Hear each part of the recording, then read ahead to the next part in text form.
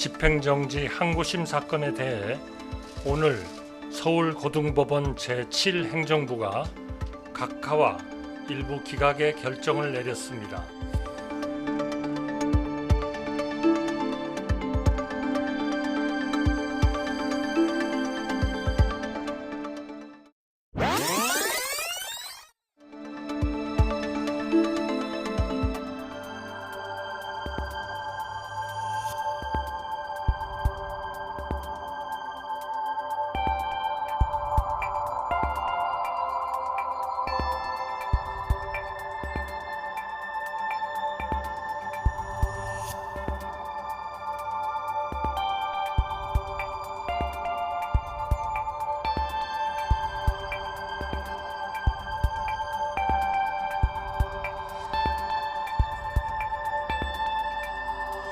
집단 행동을 멈추고 병원으로 복귀해 주시기 바랍니다.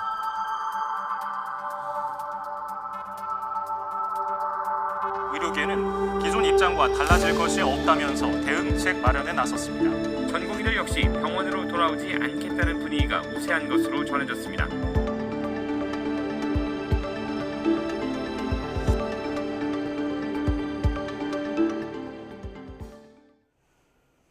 네, 뉴스업 시작합니다. 의대 증원 정책을 놓고 정부와 의료계 간 줄다리기를 이어가는 가운데 항고심 법원도 정부의 손을 들어줬습니다. 의대생들의 학습권 보호보다는 의대 증원을 통한 의료 개혁이 더 시급한 과제라고 판단한 겁니다. 김철희 기자가 보도합니다. 의대 증원 집행정지 신청에 대한 항고심 법원 판단은 큰 틀에서 1심과 같았습니다. 의대 교수와 전공의, 의대 준비생들은 소를 제기할 자격이 없다며 신청을 각하한 겁니다. 다만 헌법 등 관련 법령상 의대생의 학습권은 법률상 보호되는 이익이 맞고 따라서 의대생들의 신청인 적격은 인정된다고 판단했습니다.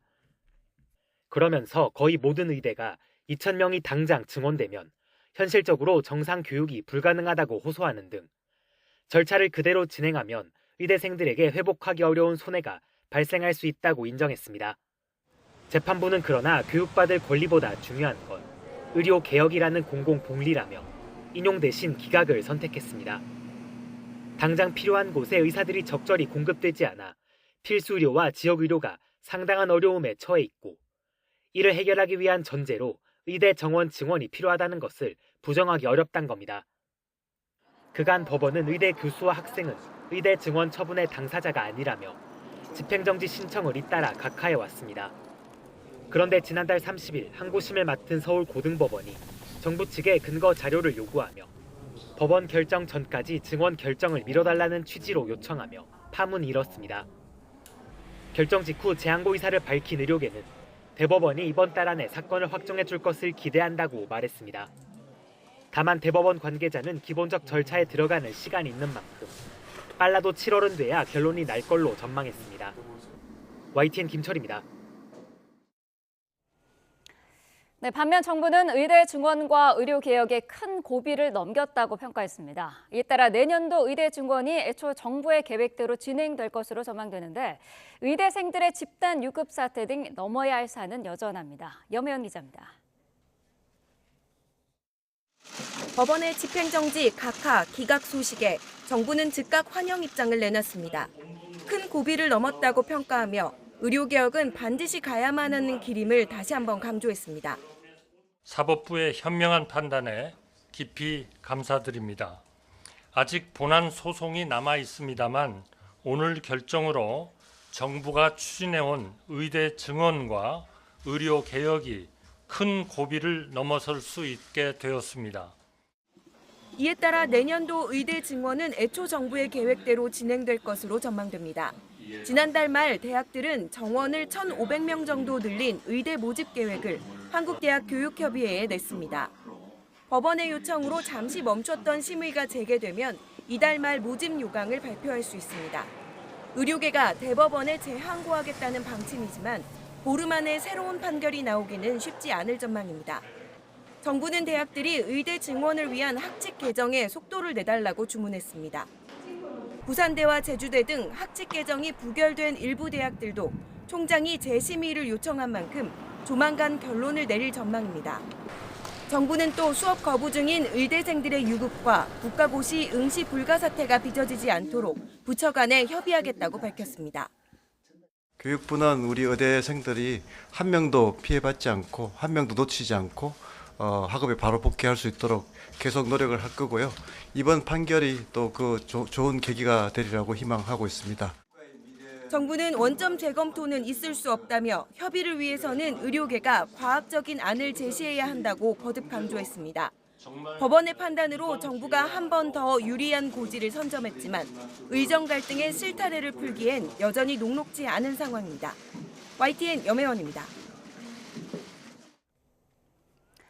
네, 중증 질환자들이 의대 증원 가처분 신청에 대한 법원의 기각 결정 이후 정부와 의료계를 상대로 강대강 대치를 멈추라고 촉구했습니다.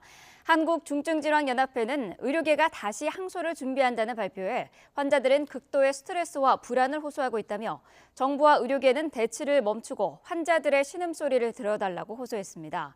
이를 위해 의료 현장을 떠나 있는 전공의들과 의대 교수들은 즉각 현장으로 복귀해야 한다고 강조했습니다. 또 정부는 전공의와 의대 교수들이 복귀할 수 있도록 다양한 노력과 방법을 준비해 설득해달라고 요청했습니다. 네, 의료계는 대응책 마련에 나섰습니다. 의대 교수들은 긴급회의를 진행했고 의사협회는 기존의 원점 재검토와 크게 다르지 않은 입장을 오늘 발표할 것으로 알려졌습니다. 김주영 기자가 보도합니다. 법원이 의대 증원 문제에서 정부의 손을 들어준 뒤 대한의사협회는 곧바로 법률 검토에 돌입했습니다. 판결문을 분석해 대응책을 마련하고 오늘 공식 입장을 밝히겠다는 겁니다. 하지만 의학 관계자는 원점 재검토를 주장했던 기존 입장이 바뀔 것은 없다고 강조했습니다. 사직서까지 내며 정부의 입장 변화를 요구했던 의대 교수들은 대응책 마련에 집중했습니다. 전국의대교수협의회 관계자는 교수도 전공의도 의대생도 돌아오기 어려운 결론이 나왔다며 회의를 통해 대응안을 내놓을 것이라고 설명했습니다. 최창민 전국의대교수 비대위원장도 YTN과의 통화에서 의정 갈등이 계속돼 조만간 대형 병원의 존폐가 우려되는 상황이 올 것이라고 지적했습니다. 전국의대교수 비대위는 이번 주말 의대별로 회의를 연 뒤 다음 주 목요일 전국총회를 열고 뜻을 모으기로 했습니다. 전공의들 역시 병원으로 돌아오지 않겠다는 분위기가 우세한 것으로 전해졌습니다. 이 같은 의료계의 강경 대응은 일단 대법원의 최종 판단이 나올 때까지 유지될 것으로 보입니다. 게다가 법정 다툼의 결과와 별개로 의대 교수들과 전공의, 의대생들이 단체 행동을 이어간다면 의정 갈등의 끝을 가늠하기 어려울 수도 있습니다. YTN 김주영입니다. 의대 교수단체와 의대생 등을 대리하는 이병철 변호사는 대법원은 정부 행정처분에 대해 최종적인 심사권을 가지므로 재항고 사건을 이달 안에 심리하고 확정해 줄 것으로 기대한다고 덧붙였습니다. 항고심 재판부가 의대 재학생들의 원고 적격을 인정한 것에 대해선 법원 결정을 무승부로 봐야 한다며 대법원 판단이 반드시 필요해졌다고 강조했습니다. 네, 이렇게 27년 만에 의대 증원이 현실화한 상황에서 의료계의 입장은 어떤지 들어보는 시간 마련했습니다. 전국의과대학 교수협의회 김현아 부회장 연결돼 있습니다. 자, 안녕하십니까? 안녕하세요. 네. 자, 의대 증원 집행정지 신청 1심에 이어서 어제 항고심에서도 각하 또 기각으로 마무리가 됐습니다. 먼저 법원의 결정 어떻게 보셨습니까? 이제 가처분 소송의 한계라고 생각을 하는데요. 네.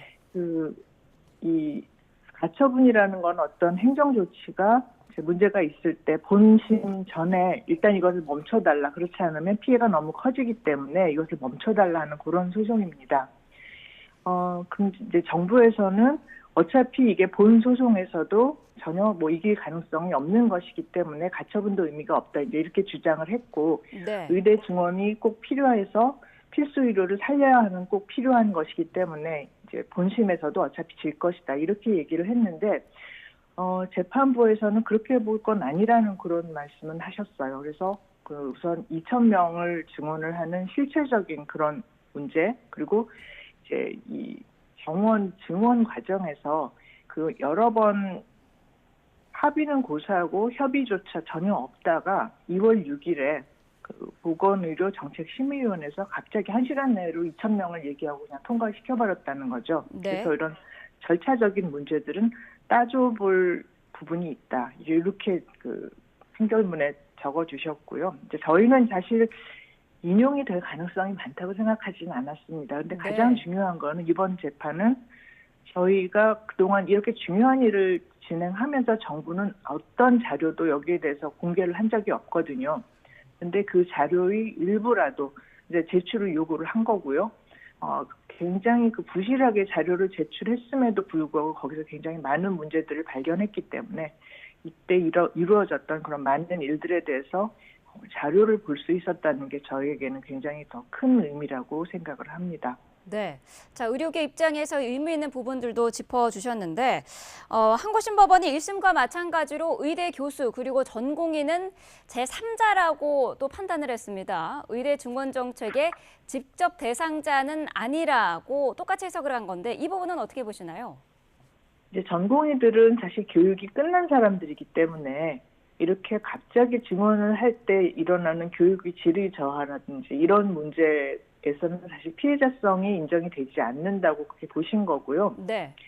이제 의대 교수는 조금 좀 이렇게 복잡합니다. 이제 단순하게 선생님을 제가 예를 들어 보이겠는데 한 교실에 30명을 가르치시다가 어느 날 느닷없이 갑자기 50명이 넘는 학생을 가르치라고 하면 그 선생님의 피해자성이 인정이 되지 않는 건가요? 지금 이제 거의 이런 상황인데 그러나 법리적으로 그리고 행정적으로 교수들은 이 피해자성을 인정할 수 없다고 보신 거여서 이제 그 부분은 조금 더 따져볼 여지가 있다 생각을 합니다. 네.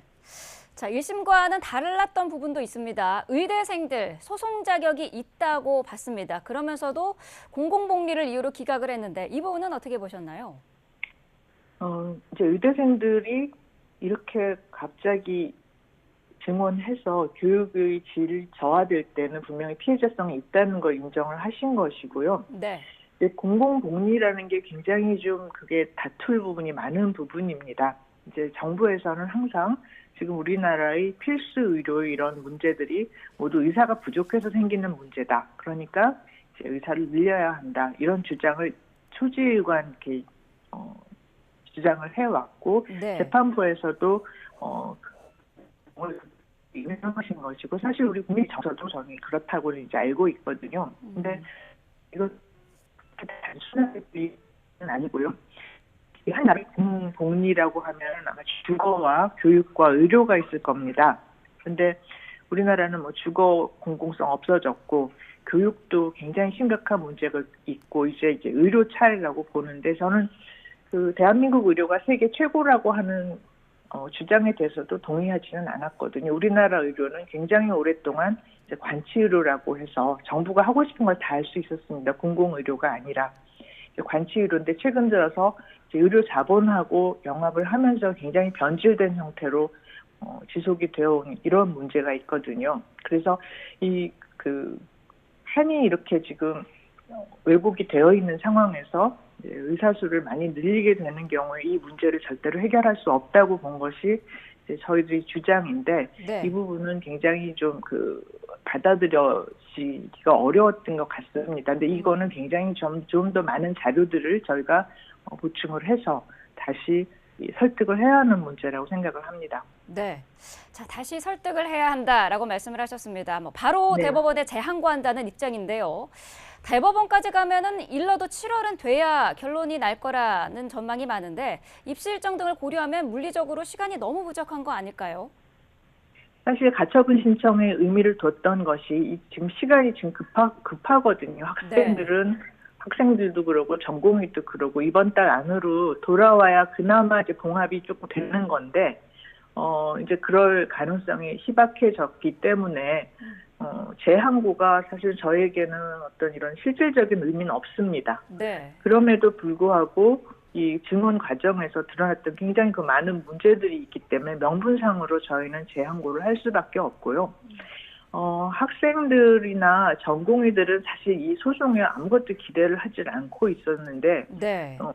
어떻게 되더라도 자기들은 돌아오지 않겠다는 입장을 표명을 했는데 저희들이 거기에 대해서는 굉장히 물밑으로 많이 그렇게 입장을 표명하거나 그런 생각을 하면 안 된다고 설득을 해왔지만 이제 그 설득의 근거조차 없어진 것이어서 네. 참 어려운 상황이 됐죠. 어쨌든 내년도에 의대 정원은 사실상 이제 확정이 되는 상황인데 신입생 수가 늘어나면은 교육 환경은 어떻게 변화가 예상될까요? 저희가 한 번도 가보지 않은 길이라고 우선 말씀을 드리고요. 네. 지금 70%를 증원을 하면서 이제 예과가 2년이니까 그동안 다 준비할 수 있다 이렇게 말씀을 하셨는데 그게 전혀 사실이 아니라는 거는 이 교수들은 다 알고 있거든요. 네. 그런데 70%를 2년 동안 준비하는 것도 현실성이 없는데 당장 내년에 2배로 늘어나는 학생들을 교육을 하라고 못하는 거죠, 이거는. 그래서 저희도 사실 굉장히 좀 두렵다고 말씀을 드릴 수밖에 없을 것 같습니다. 네. 두렵다라고 말씀을 하셨는데 교수 수급 상황도 짚어봐야 될 것 같아요. 정부는 일단 국립대 의대 교수 1,000명을 추가 채용하는 방안도 준비 중이라는 입장인데 지원하려고 하는 사람들이 있을까 하는 문제도 있거든요. 어떻게 보시나요? 한덕수 총리가 그렇게 이제 말씀을 하셨는데 네. 요 말씀 하나만 보더라도 이 정책을 진행하는 분들이 얼마나 무능한지 알 수가 있습니다. 사실 이게 의과대학 대학병원들이 이제 서서히 지금 무너지고 있던 지 굉장히 오래됐고 그 의미는 중간이 없습니다. 허리가 없어요. 지금 젊은 교수님들이 굉장히 이직을 많이 하고요. 이직을 하는 이유는 또 이게 선동을 좋아하시는 분들이 개원 수입이 많기 때문에 이직한다고 그렇게 얘기를 하시는데 그건 사실은 아니고 네. 이 교수라는 그 직책에 대해서 더 이상 매력을 못 느끼는 겁니다. 지금 교수의 의무가 교육, 연구, 그리고 진료 이렇게 되어 있는데 우리나라 대학병원은 거꾸로입니다. 진료에 의해서 모든 게 결정이 되고 수입도 결정이 되고 그리고 뭐 심지어는 이분이 진급을 하고 하는 그런 문제들까지도 결정이 되는 이런 환경에서 환멸을 느끼고 나가시는 분들이 굉장히 많아졌거든요. 네. 그래서 임상 상황도 그러고 기초는 뭐 더 말할 것도 없이 처참하죠. 저희 이제 해부학의 예를 드는데 인체 해부의 경험이 없는 의과대학 졸업생이 아니신 분들이 해부학 교수로 임용이 된 지 굉장히 오래됐고 의과대학 출신 해부학 교수님들은 지금 거의 이제 멸종 단계라고 보면 됩니다. 지금 이런 상황, 이게 한두 해에 일어난 일이 아니고 수십 년에 걸쳐서 일어난 상황인데 정부에서는 여기에 대해서 아무것도 하지 않다가 갑자기 의대 교수를 1,000명을 추가 채용한다고 하시니 정말 이게 무능하다는 말씀밖에는 드릴 수가 없네요. 네. 의대생들의 집단 유급 사태도 걱정이 되는 부분인데 이번 판결 이후에 학생들이 어떻게 움직일지 혹시 좀 들으신 바가 있으십니까? 사실은 판결 나기 전에 친구들이 의대협의회 인스타그램 이런 데다가 우리는 안 돌아오겠다, 임용이 돼도 안 돌아오겠다 이런 걸 올렸어요. 그래서 저희가 놀래가지고 그거 다 내리라고 그러고 지금 야단치고 막 그랬던 과정이 있었거든요. 아, 네. 예. 그런데 이제 이렇게 됐으니 저희도 뭐 더 할 말은 없고 지금 이제 문제가 당장 지금 이번 학기는 의대가 이제 한 학기에 최소 실수가 15주인데 15주를 교육하는 학교는 없습니다. 20주, 최소한 20주 정도를 교육하는데 지금 이 최소 실수도 못 맞추게 됐거든요. 그랬더니 교육부가 소리 소문 없이 학칙을 고치게 하고 있습니다. 이제 최소 수업 실수를 없앤다. 이런 얘기를 하고 있는데 이거는 교육의 근간을 완전히 뿌리채 망가뜨리는 그런 조치라고 볼 수가 있죠. 네, 사실 환자들 입장에서 가장 큰 관심인 부분은 현장을 떠난 전공의들이 언제 복귀할 것인가 하는 부분인데 복귀 가능성이 지금 크지 않은 상황인 거죠? 네, 크지 않다고 봅니다. 이것도 역시 안 가본 길입니다. 네. 알겠습니다. 자, 복귀 가능성 크지 않다라고 짤막하게 말씀을 해주셨습니다. 만약에 전공의들이 20일까지 복귀를 하지 않는 경우 올해 일단 수련 기간을 인정받지 못하는 경우가 생기는 건데 이럴 때는 어떻게 되는 겁니까?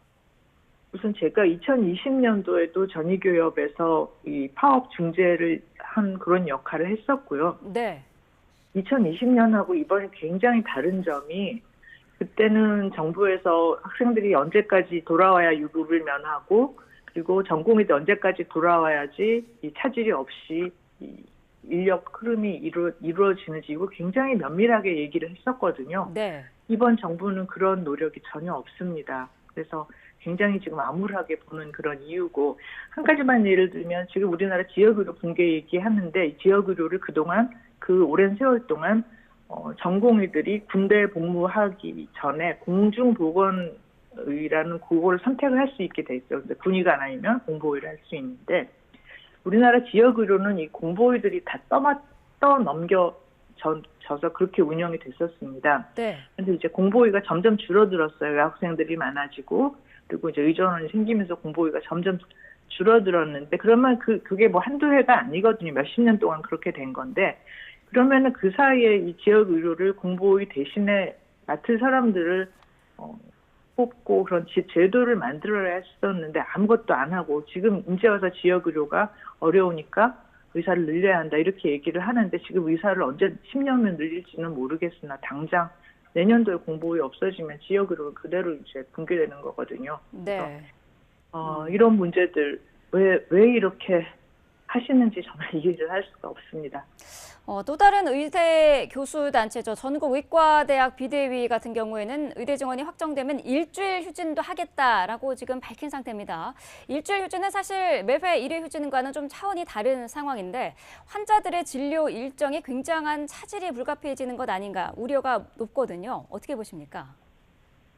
이제 교협은 전통적인 교수들의 협의체이고요. 네. 이제 비대위는 대학병원의 교수가 아닌 신분의 의사 선생님들이 많이 있거든요. 이렇게 네. 이제 모이신 입장인데, 뭐 여러 가지 이유로 지금 더 이상 힘들어서 할 수가 없고, 이런 문제들, 뭐 그런 것들이 다 불거진 것 같은데, 굉장히 걱정되죠. 이게 근데 실제로 이게 어떤 무슨 그 항의의 표시나 쇼를 하는 게 아니라 정말 이제 진료를 더 이상 볼 수 없는 그런 상황에 몰리고 있기 때문에 이런 선언을 하시는 부분도 분명히 있다고 봅니다. 혹시 그 전의교협에서도 집단행동 같은 거를 준비 중이신가요? 저희는 사태를 초지일관해서 집단 행동을 하겠다고 결의를 한 적은 없습니다. 의미가 네. 없다고 봤거든요. 지금 이제 사태가 3개월이 넘어가는데, 이 기간에도 많은 교수님들이 사직을 그냥 하셨어요. 근데 이제 대학병원의 인력이라는 게 그렇게 녹록하지가 않거든요. 한 사람이 네. 나가면 도미노로 다 넘어지게 돼 있거든요. 그래서 이건 어떤 쇼로서의 그 집단 행동이 아니라 정말 이제 사직의 러쉬라고 해야 할까요?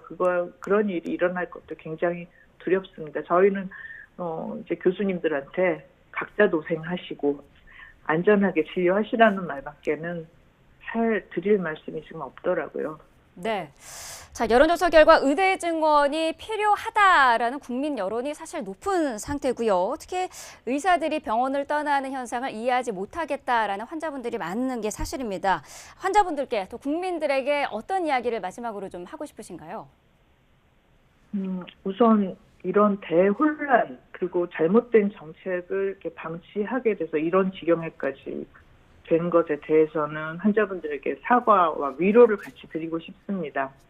그런데 사실 앞서 말씀드린 대로 우리나라 의료는 이게 지금 의대 증원에서 불거진 이런 단시간적인 문제가 아니고 굉장히 오랜 시간 동안 정부가 자기 할 일을 하지 않고 어떻게 보면 자본가들에게 이걸 방치하고 이런 데서 생긴 이런 문제거든요. 그래서 의료계가 아닌 다른 언론분들도 어떻게 보면 이번에 그냥 완전히 다 무너져야지 되는 게 아니냐 이런 극단적인 말씀을 하시는 분들도 있습니다. 그런데 국민 여러분이 이 사태를 제대로 이해를 못하신다면은 완전히 무너진 다음에 더 나쁜 판이 짜여질 수가 있거든요. 그래서 저는 이 사태에 대해서 굉장히 그 단면적이고 누가 나쁘다, 저 사람들이 나쁜 사람들이다 이런 시각, 불신을 굉장히 조장하는 이런 시각을 벗어나서 조금 더 건설적인 방향으로 진행했으면 좋겠고, 많은 분들이 이 사태를 관심을 가지고 지켜보시고 그리고 사태를 입체적으로 좀 이해해 주시기를 당부를 드리고 싶습니다. 네. 자, 환자 입장에서는 하루빨리 이런 의정 갈등이 봉합되기를 바란다는 말씀 다시 한번 전해드리겠습니다. 전국의과대학 교수협의회 김현아 부회장과 함께했습니다. 오늘 말씀 감사합니다. 감사합니다.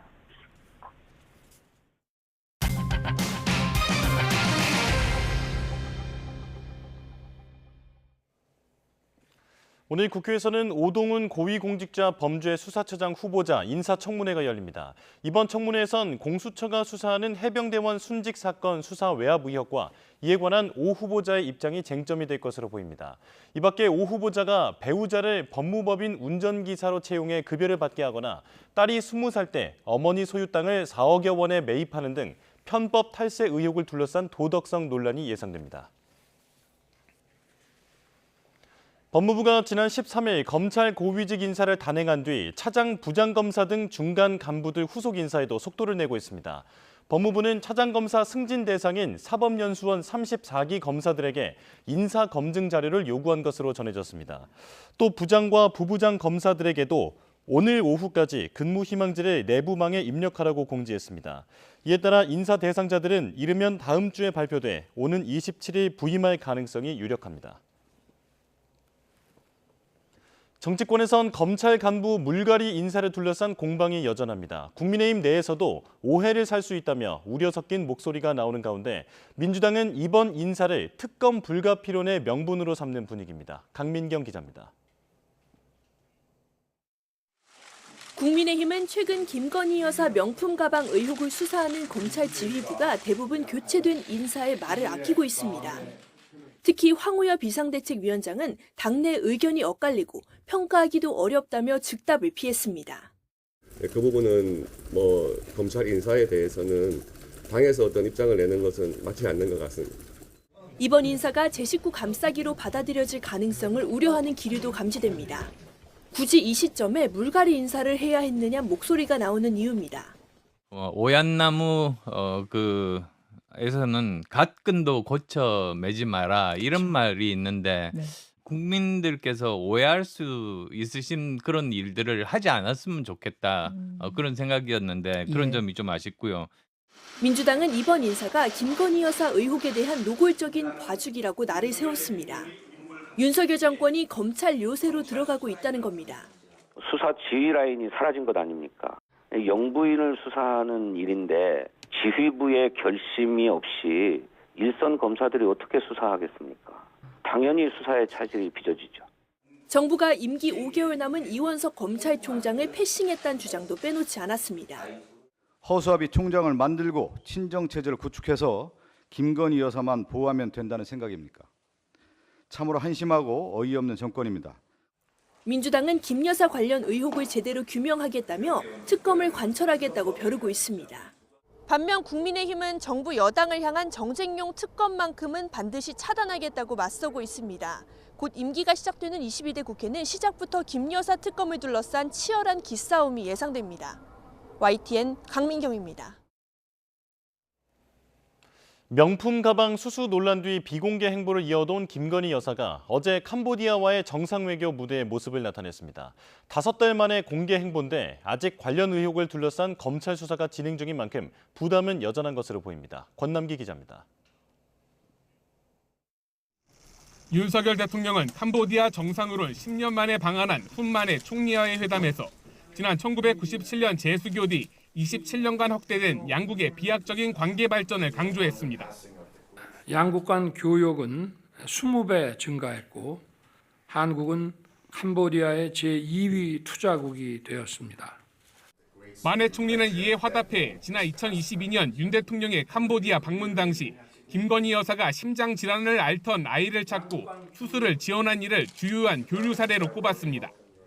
이번 회담을 계기로 양국은 전 분야에서 포괄적 협력 관계를 발전시키는 전략적 동반자 관계를 수립하고 한국 기업만을 위한 특별 경제구역 등 경제 협력도 강화하기로 했습니다. 정상회담과 문서 서명식에 이어 용산 대통령실에서 열린 공식 오찬은 총리 내외를 맞아 김 여사도 참석했습니다. 지난해 12월 네덜란드 순방 이후 5달, 153일 만에 공개 일정에 나온 겁니다. 김 여사는 지난달 루마니아 대통령 공식 방한이나 지난 5일 어린이날 행사 때 비공개 일정을 소화하는 등 총선 뒤부터 조금씩 행보를 넓히며 공개 시점을 고심한 것으로 전해집니다. 이번 정상 오찬에 나온 만큼 앞으로는 순방이나 각종 행사에서 영부인으로서의 역할을 이어갈 전망입니다. 다만 5달 비공개 행보의 원인이 됐던 명품 가방 수수 논란과 도이치모터스 주가 조작 의혹이 검찰 수사 단계로 아직 해소되지 않았다는 점은 여전히 부담입니다. 김 여사 검찰 소환 가능성이 열려 있는 가운데 검찰 고위 간부 인사를 둔 파장이 커지고 있다는 점도 운신의 폭을 좁게 만들 수 있다는 관측이 나옵니다. YTN 권단기입니다. 윤석열 대통령의 부인 김건희 여사가 연루됐다는 의혹이 있는 도이치모터스 주가 조작 사건 항소심 재판 절차가 오는 7월 마무리됩니다. 서울고등법원은 권오수 전 도이치모터스 회장 등의 자본시장법 위반 사건 공판에서 오는 7월 2일 재판 종결 절차를 밟겠다고 밝혔습니다. 이후 재판부는 선고일을 지정할 예정인데 통상적 절차를 따를 경우 이르면 8월 중에 선고가 나올 가능성이 큽니다. 권 전 회장은 지난 2009년 12월부터 2012년 12월까지 91명 명의의 계좌 157개를 동원해 도이치모터스 주가를 끌어올린 혐의로 1심에서 징역 2년에 집행유예 3년을 선고받았습니다. 이 과정에서 김건희 여사가 주가 조작에 돈을 대는 이른바 전주 역할을 했다는 의혹도 불거졌는데 그동안 검찰은 항소심 결과를 지켜봐야 한다는 입장을 유지해왔습니다. 모친의 통장 잔고 증명서 위조 공범으로 경찰에 고발됐던 윤석열 대통령의 부인 김건희 여사가 무혐의 처분을 받았습니다. 서울 용산경찰서는 시민단체 사법정의 바로세우기 행동이 고발했던 김 여사 사건을 검찰에 넘기지 않기로 이번 달 초 결정했습니다. 앞서 단체는 지난 2021년 7월에도 같은 내용으로 서울경찰청에 고발했지만 증거 불충분으로 각하됐습니다. 용산서 관계자는 이 같은 결정 등을 근거로 불송치했다고 설명했습니다. 해병대 최상병 순직 사건 조사 결과를 민간 경찰에 이첩하는 과정에서 항명 혐의 등으로 기소된 박정훈 전 해병대 수사단장의 4차 공판이 오늘 국방부 중앙지역군사법원에서 열립니다. 오늘 재판에는 박 전 수사단장이 최상병 순직 사건 수사 기록을 경찰에 이첩하는 과정에서 외압을 느꼈다고 주장한 유재은 국방부 법무관리관이 증인으로 출석할 예정입니다.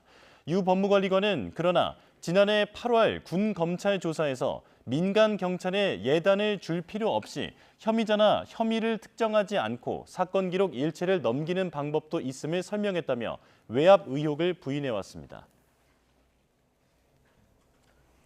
22대 국회 전반기 국회의장 후보를 뽑는 더불어민주당 당내 경선에서 5선의 우원식 의원이 6선 초미의 당선인을 제치고 의장 후보로 선출됐습니다. 국회에서 열린 민주당 당선인 총회에서 우 의원은 투표에 참여한 당선인 169명 가운데 과반표를 얻었습니다. 우 의원은 당선 수락 연설에서 국회의장은 단순한 사회자가 아니고 중립은 국민 삶을 편안하게 만들 때 가치가 있는 일이라며 국회를 구성한 민심을 반영해 나가는 국회의장이 돼야 한다고 말했습니다. 우 의원은 향후 국회 본회의에서 여야 의원들의 투표를 걸쳐 국회의장으로 최종 확정됩니다. 네, 국회의장 후보로 추미애 당선인이 유력할 것이라는 게 기존의 전망이었는데요. 다른 결과가 나오자 추 당선인을 지지했던 다수 당원들은 거세게 반발했습니다. 경선 과정에 불거졌던 이른바 명심 교통정리설이 오히려 역풍을 불러왔다는 분석도 나옵니다. 이준혁 기자입니다. 어차피 의장은 추미애, 어의 추라는 신조어까지 생긴 선거였지만 결과는 의외였습니다. 우원식 의원의 승리가 발표되자 객석에서도 논란 반응이 터져나올 정도로 의원들 사이에선 이변이라는 의견이 많았습니다. 기호 4번 우원식 후보가 재적의원 과반수 이상을 득표하였기에 더불어민주당 추 당선인 지지 여론이 압도적이었던 당원들 사이에선 매달 내는 당비를 깎았다는 등 반발이 쏟아졌고 투표에 책임을 묻겠다며 후보 선출 방식을 기명투표로 바꾸자는 청원까지 올라왔습니다. 정청래 최고위원은 당원과 지지자를 향해 당원이 주인인 정당은 아직 멀었다며 사과하고 위로하는 메시지를 내기도 했습니다. 의원들 사이에선 추 당선인에게로 무게추가 지나치게 쏠리면서 오히려 우 의원의 막판 호소가 영향력을 발휘했다는 관측이 나옵니다.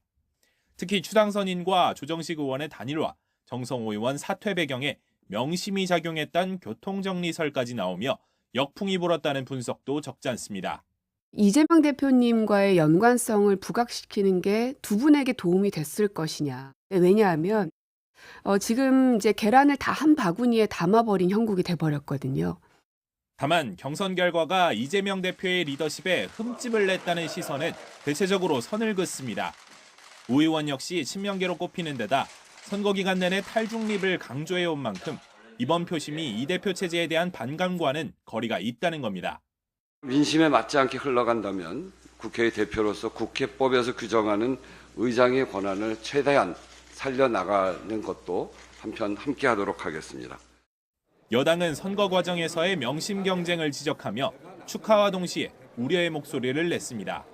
명심팔이 경쟁에서 국익과 민생에 대한 극성보다는 국회를 이재명 대표의 방탄수단으로 활용하겠다는 의지가 더 커 보였기 때문입니다.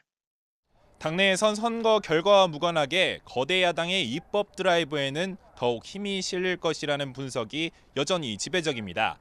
다만 추 당선인보다 비교적 온건 성향으로 분류되는 우 의원이 그나마 여야 협치에 숨통을 트일 수 있다는 전망도 나옵니다.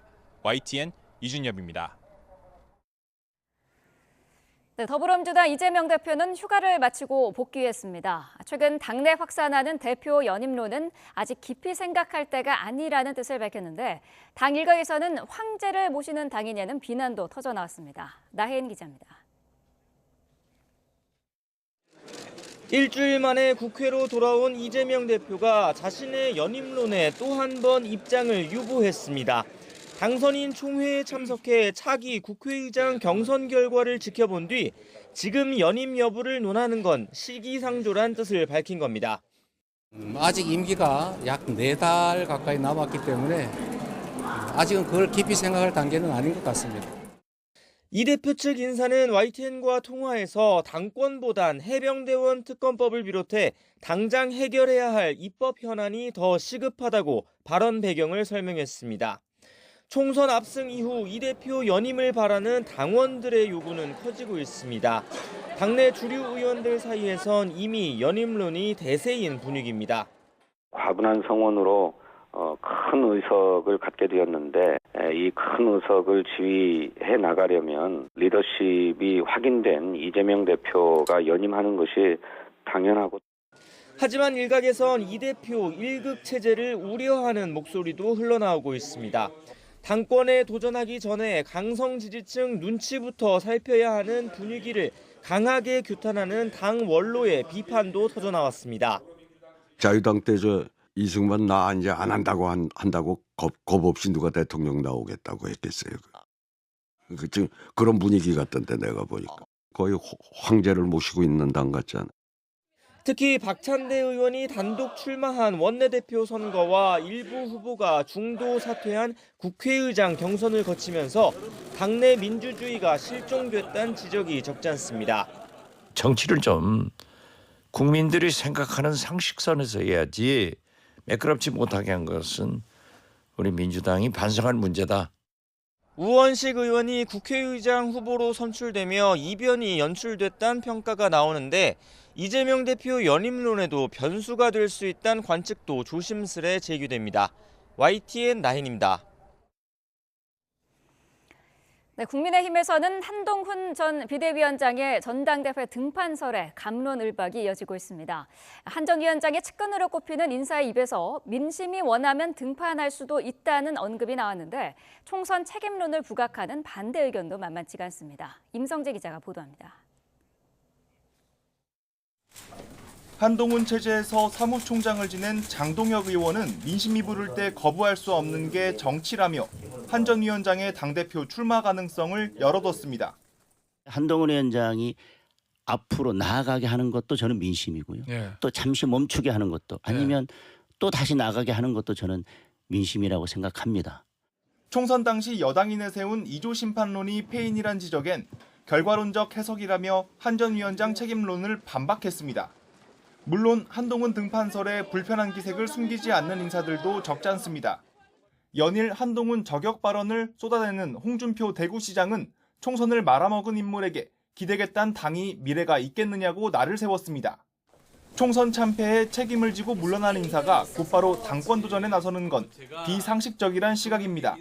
지금까지 정치 문법으로 보면은 한번 그렇게 총선을 전체를 지휘하신 분이 아주 큰 패배를 했다면 어느 정도 성찰의 시간을 가진 다음에 나오시는 게 맞죠. 전당대회 유력 주자로 꼽히는 인물들은 몸풀기에 나섰습니다. 나경원 당선인은 황우여 비대위가 총 출동한 가운데 정책 간담회를 열었고 윤상현 의원은 당 쇄신을 위한 연속 세미나를 이어갔습니다. 이들은 한 전 위원장의 당권 도전은 본인 판단이란 원론적인 견해를 내비쳤지만 각각 당심과 보수의 가치를 언급하는 등 견제구도 빼놓지 않았습니다. 출마를 원하시는 분들은 누구나 출마를 하시는 것이 맞다고 생각을 하고요. 다만 그러한 것에 대해서는 결국 당원들이 판단하시는 것 아닐까.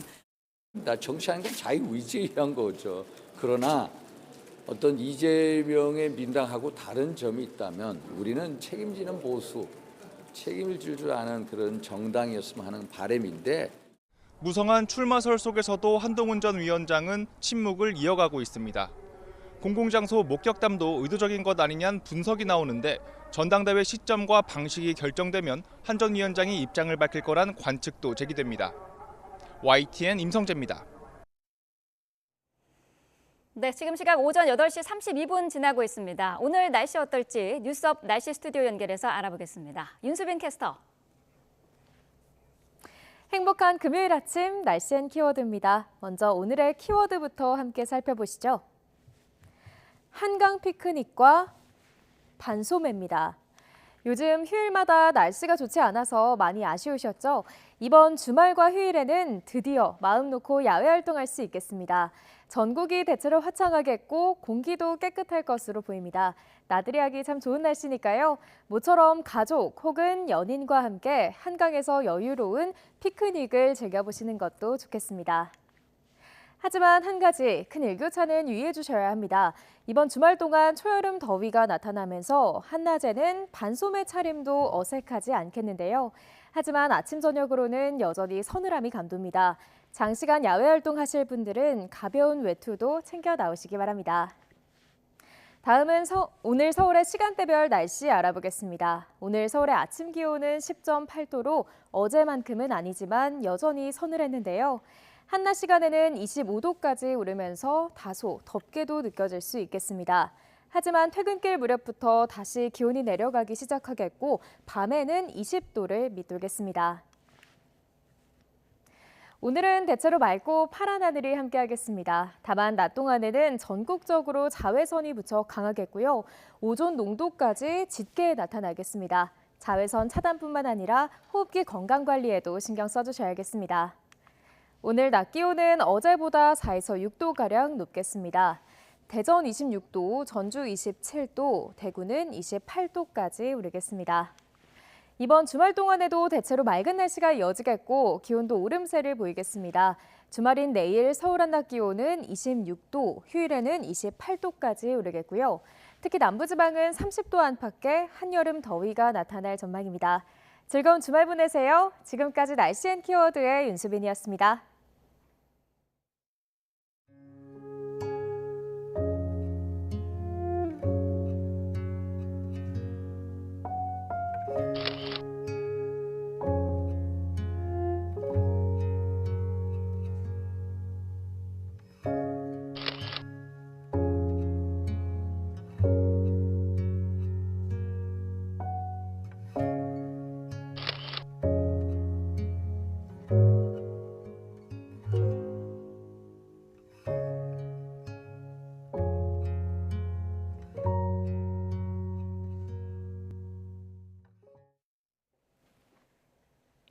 러시아 국적의 10대 소년이 면허도 없이 고속도로에서 차를 몰다 차량 2대를 잇따라 들이받았습니다. 안산에서는 70대 여성 운전자가 차량 3대를 들이받고 상가로 돌진해 5명이 다쳤습니다. 사건 사고 소식 김태원 기자입니다. 차량 앞부분이 녹아내려 엔진룸이 훤히 드러났습니다. 깨져 사라진 차창 안도 모두 새까맣게 타버려 형체를 알아보기 어렵습니다. 사고가 난 건 오늘 새벽 0시 20분쯤. 러시아 국적의 10대 A군이 면허도 없이 가족 소유 승용차를 몰고 고속도로를 달리다가 화물차 2대를 들이받은 겁니다. 다친 사람은 없었지만 사고 여파로 승용차에서 불이 나 30여 분 만에 꺼졌습니다. A군은 사고 당시 술을 마시지는 않은 것으로 파악된 가운데 경찰은 구체적인 사고 경위를 조사하고 있습니다. 어제 오후 5시 50분쯤 안산시 고잔동에서는 70대 여성이 몰던 SUV가 차량 석 대를 들이받고 상가로 돌진했습니다. 이 사고로 모두 5명이 다쳤는데 A씨는 차량이 급발진했다고 경찰에 진술했습니다. 비슷한 시각 대전 유성구 한국과학기술원 실험실에서 불이 나 1시간 만에 꺼졌습니다. 교직원들과 학생들은 모두 대피해 다친 사람은 없었습니다. YTN 김태원입니다.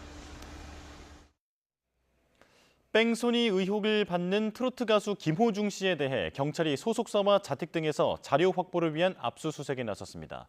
음주 측정을 피하려 한 정황뿐 아니라 블랙박스까지 사라진 상태라서 수사에 난항을 겪고 있습니다. 표정우 기자가 보도합니다. 경찰 수사관들이 분주히 움직이며 건물을 샅샅이 뒤집니다. 트로트 가수 김호중 씨의 소속사입니다. 1시간 반이 지난 시점에서야 경찰의 압수수색은 끝났습니다.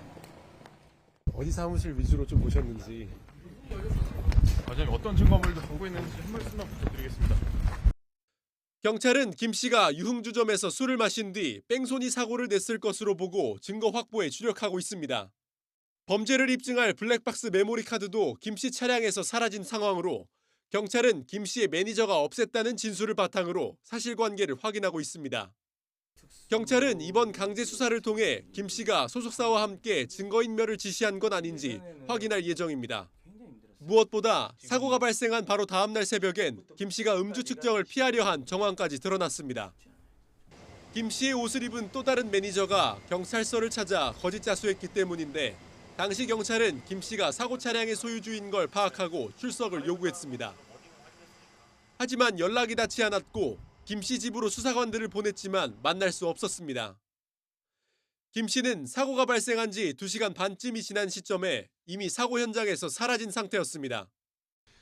이곳에서 매니저를 만나 서로 옷을 바꿔 입은 뒤 김 씨는 집으로 가지 않고 그 길로 경기도의 호텔로 이동했습니다.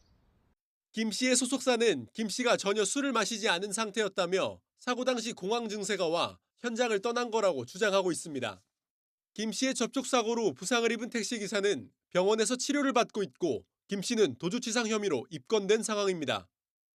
경찰은 김 씨가 어떤 이유에서 뺑소니한 건지 정확한 경위를 파악할 예정입니다. YTN 표정우입니다. 그런데 김호중 씨의 소속자 측은 아직 인정된 혐의는 하나도 없지 않으냐며 예정된 공연을 강행한다는 방침입니다. 하지만 조건 없는 응원을 보내는 팬들과 대중 사이의 온도차가 커서 김 씨의 공연을 둘러싼 논란은 계속될 전망입니다. 이경국 기자입니다. 김호중 씨는 지난달 20일부터 소속사가 주최하는 전국 순회 공연을 진행하고 있습니다. 김 씨는 경찰 조사 직후인 지난 11일과 12일에도 무대에 올랐는데 오는 18일부터 다음 달 초까지 창원과 김천에서의 순회 공연도 잡혀 있습니다. 이와 별개로 23일부터는 해외 유명 클래식 아티스트들과의 오케스트라 공연도 계획돼 있습니다. 뺑소니 사건을 둘러싼 논란이 커지고 있지만 일단 소속사는 모든 공연을 그대로 진행한다는 방침입니다. 김 씨 소속사 측은 팬들과의 약속인 만큼 공연은 진행할 계획이라고 밝혔습니다. 이어 아직 수사가 진행 중이라며 인정된 혐의는 단 한 가지도 없다고 강조했습니다. 하지만 오케스트라 공연 주최 측인 KBS는 공연 주관사에 대체 출연자 섭외를 요청했고 기존 계획대로 공연할 경우 주최 명칭과 로고 사용을 금지하기로 했습니다. 반면 팬카페에는 응원이 이어지고 있습니다. 특히 일부 팬들은 이해가 된다, 살다 보면 그럴 수 있다며 김 씨를 옹호했고 음원 사이트 스트리밍과 인기 차트 투표를 인증하는 글도 종일 이어졌습니다. 전문가들 사이에선 무분별한 감싸기에 대한 비판의 목소리도 나옵니다. 변질된 코어 팬덤 같은 경우에는 오히려 외연을 확장을 못 시키고 일반 대중한테 부정적인 브랜드 가치를 줄 가능성이 높습니다. 아티스트도 착각에 빠질 수 있다고 보거든요. 이번 사건을 바라보는 대중과 팬들의 온도 차이가 뚜렷한 상황. 김 씨의 공연을 둘러싼 논란은 더 확대될 가능성이 커 보입니다. YTN 이경국입니다. 음주운전 차량을 뒤따라가 경찰에 신고하겠다며 거액을 뜯어낸 일당이 무더기로 붙잡혔습니다. 이들은 합의금을 받아내기 위해 10대 청소년들에게 청부 폭행을 의뢰하기도 했습니다. 김민성 기자입니다. 늦은 시각 차량 한 대가 인적이 끊긴 거리를 달려갑니다. 막걸리 한 병 반 정도를 마시고 운전대를 잡은 상황. 그 뒤를 흰색 SUV 한 대가 슬그머니 따라붙습니다. 잠시 후 흰색 SUV 운전자가 앞서가던 음주 차량을 잡아 세웁니다. 앞차에 튄 돌에 차가 상했다고 억지를 부리다가 느닷없이 몸에서 술 냄새가 난다며 경찰을 부르겠다고 한 겁니다. 아니, 술 먹었나 그래서 처음에는 술 안 먹었다 했지. 그래서 경찰에다 신고한다는 거예요. 나 신고하라 하면서 차를 뺀 거예요. 그냥. 뒤쫓아온 20, 30대들은 나중에 알고 보니 공갈범 일당이었습니다. 경찰에 신고할 것처럼 하며 무마 명목의 합의금으로 수백 수천만 원을 달라고 요구했습니다. 이런 수법에 넘어갈 뻔한 음주운전자는 지난해 8월부터 7달간 확인된 것만 6명입니다. 왜 그분들이 경찰도 아닌데 저를 잡아가는지 막 잡아서 어떻게 하려고 너무 겁이 나가지고. 피해자 중엔 무려 1,800만 원을 내준 사람도 있습니다. 공갈범 일당의 청부를 받은 10대 청소년들에게 집단 폭행까지 당했기 때문입니다. 일단 음주운전 자체가 범죄 행위이기도 하지만 다른 범죄의 표적이 될 수 있는 만큼 음주운전은 무조건 삼가셔야 하고요. 조사 결과 공갈범 일당은 지적 장애인들에게도 접근해 차명으로 대출받고 수급비를 가로채는 등 1억 원이 넘는 돈을 뜯기도 했습니다. 경찰은 이들 15명 가운데 20대 김모 씨 등 주범 5명을 구속해 조만간 송치할 예정입니다. YTN 김민성입니다. 인천에 있는 교회에서 10대 여학생이 밥을 먹다 쓰러졌다는 신고로 병원에 옮겨졌는데 끝내 숨졌습니다. 숨진 학생의 몸에서 멍을 발견한 경찰은 학생을 학대한 것으로 의심되는 다른 여성 신도를 체포하고 수사에 나섰습니다. 신규혜 기자입니다. 늦은 시각, 경찰차 한 대가 비를 뚫고 골목을 올라갑니다. 인천에 있는 교회에서 10대 여학생 A양이 밥을 먹다가 의식을 잃었다는 신고가 들어온 건 저녁 8시쯤. 함께 있던 50대 여성 신도 B씨가 A양의 입에서 음식물이 계속 나오고 있다며 신고한 겁니다. 함께 현장에 출동한 소방과 경찰은 방 안에 쓰러져 있는 A양을 발견해 병원으로 옮겼습니다. 당시 숨을 제대로 쉬지 못했던 A양은 심폐소생술을 받으면서 병원으로 옮겨졌는데 4시간 만에 끝내 숨졌습니다. 경찰은 A양의 몸에서 멍자국을 발견하고 B씨를 아동학대 혐의로 긴급 체포했습니다. 두 사람은 교회 안에 같은 호실에서 생활하고 있었는데 A양이 함께 지내던 B씨에게 학대를 당했다고 본 겁니다. 이에 교회 측은 학대는 없었고 오히려 딱한 사정을 들은 B씨가 A양 가족에게 제안한 끝에 함께 지냈던 거라고 주장했습니다. 1월달에 아버지가 돌아가시고 3월달에 일로 왔어요. 오랫동안 지인이니까 친구고 그러니까 내가 걔를 임시로 봐줄 테니까 네 몸만 우선 추려라. 교회 측은 A양의 몸에 남아있던 멍자국도 학대 흔적은 아니라고 주장하고 있는 가운데 경찰은 B씨를 상대로 자세한 경위를 조사하고 있습니다. 또 국립과학수사연구원에 시신 부검을 의뢰해 A양의 정확한 사망 원인을 확인할 계획입니다. YTN 신기혜입니다. 네, 수원시 일대에서 20대 여성 10명을 연쇄 성폭행해 징역 15년을 선고받고 출소한 박병화가 최근 거주지를 경기도 화성에서 수원으로 옮겼습니다. 유동인구가 많고 젊은 층이 몰리는 번화가 한가운데여서 주민들의 불안감이 커지고 있습니다. 최명신 기자가 보도합니다. 지하철역과 술집, 음식점이 몰려있는 수원 최대 번화가입니다. 2002년부터 5년간 수원 일대에서 여성 10명을 성폭행해 이른바 수원 발바리로 불렸던 박병화가 지난 14일 이곳의 한 오피스텔로 이사했습니다. 15년형을 받고 출소한 뒤 화성에 살다가 거주지를 옮긴 겁니다. 이사 소식이 알려지자 주민들은 극도의 불안감을 호소합니다. 엘리베이터를 타기가 겁난다는 여성 거주자의 호소에 경찰관이 집까지 동행하는 일까지 있었습니다. 불안하죠. 이사 가고 싶죠. 쫓아내지 못하면 내가 가야죠. 내가 피해야지. 알고 나니까 좀 무서운 것 같아요. 저도 좀 20대고 하니까 너무 무서운데. 앞서 전 거주지였던 화성시에서도 연일 퇴거 촉구 집회가 열리는 등 반발이 컸습니다. 박병화는 떠나가라! 떠나가라! 떠나가라! 수원시는 경찰, 법무부 등 유관기관과 함께 향후 대응 방안을 논의했습니다. 우선 주거지 주변 순찰을 24시간 체계로 강화하고 상시 추적이 가능하도록 보호관찰관이 1:1 밀착 관리하도록 했습니다. 시민들의 불안 해소 및 안전에 최우선을 다해야 되는데요. 수원시는 모든 수단을 동원해서 대응하고자 합니다. 수원시는 재범 위험성이 큰 성폭력 범죄자의 거주지를 국가가 제한하도록 하는 한국형 제시카법이 조기에 도입될 수 있도록 국회 청원 운동도 벌인다는 계획입니다. YTN 최명신입니다. 필로폰 원료를 와인병에 담아 국내로 들여와 마약을 제조한 중국인이 경찰에 붙잡혔습니다. 원료 물질이 화이트 와인과 비슷하다는 점을 노려 범행한 건데 밀크티 스틱에 마약류를 넣어 국내로 들여온 사례도 있었습니다. 배민혁 기자입니다. 포장지에 쌓인 와인 6병이 가방 안에 빼곡합니다. 색깔을 살피고 흔들어봐도 평범한 화이트 와인 같아 보입니다.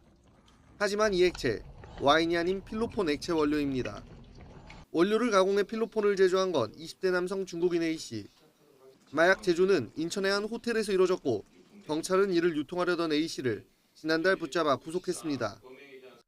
A씨가 이렇게 만든 필로폰은 5.6kg, 무려 18만 명이 넘는 사람들이 동시에 투약할 수 있는 양으로 시가로 186억 원에 달합니다.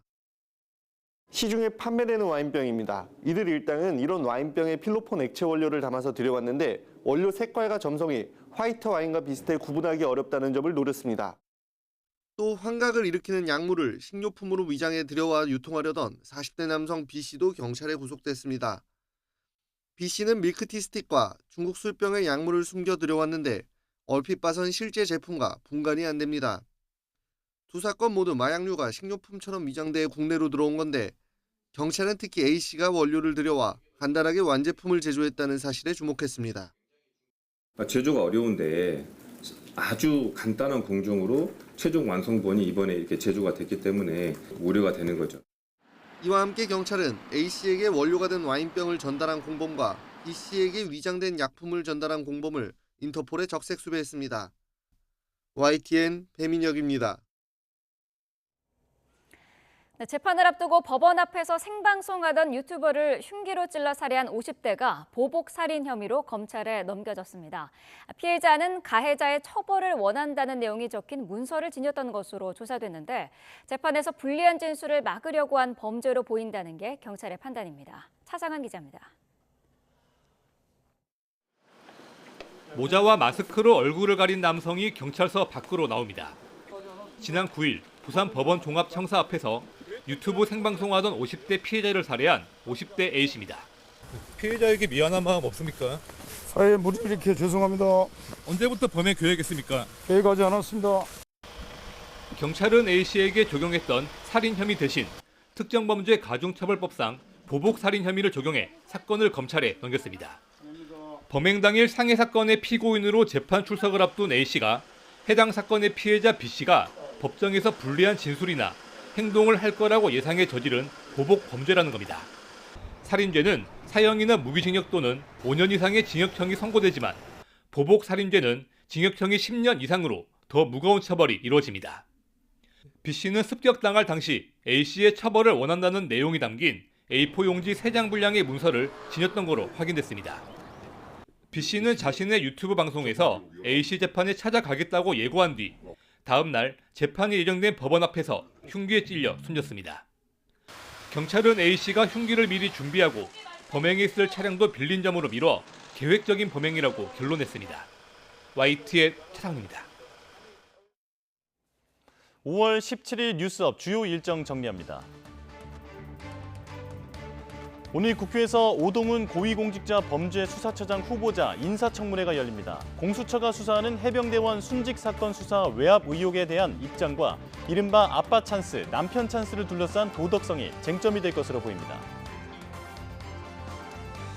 해병대 최상병 순직 사건 조사 결과를 민간 경찰에 이첩하는 과정에서 항명 혐의 등으로 기소된 박정훈 전 해병대 수사단장의 4차 공판이 열립니다.